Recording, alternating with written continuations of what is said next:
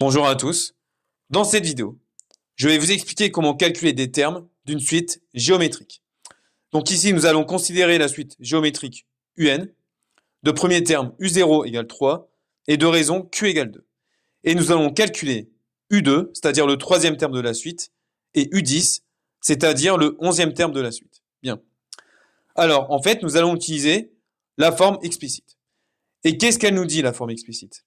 Alors, la forme explicite de la suite UN nous dit que le terme UN, c'est-à-dire U indice N, ou le terme de rang N, est égal au premier terme U0, lorsque le premier terme est U0, ok, multiplié par la raison Q à la puissance N. Donc, U indice N, c'est égal à U0 multiplié par Q exposant N. Voilà. Et donc, pour calculer U2 et U10, nous allons appliquer cette forme. Donc, c'est parti. Calculons U2. C'est-à-dire U indice 2. Bien. Alors, pour calculer U indice 2, nous allons exactement appliquer cette formule-là.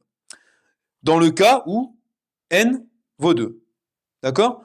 Donc, N, d'accord, c'est l'indice du terme que l'on veut calculer. Donc, U indice 2, c'est égal à quoi? C'est égal à U indice 0. Donc là, on recopie la formule. Multiplié par Q, donc la raison Q, exposant N, c'est-à-dire exposant 2 ici. Voilà. Donc là, nous pouvons remplacer puis calculer. Donc c'est parti.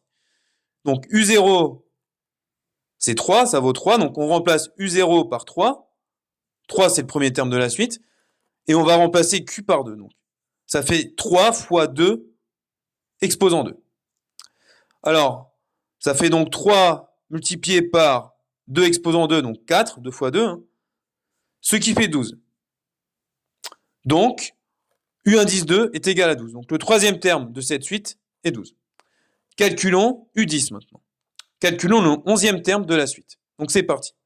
Nous allons appliquer la même formule. Donc U10, U indice 10, c'est égal à quoi? Même chose, donc c'est égal à U indice 0, ok? Donc cette fois-ci, en fait, on va juste remplacer N par 10 dans cette formule. Donc ça va faire U indice 0 multiplié par Q exposant 10,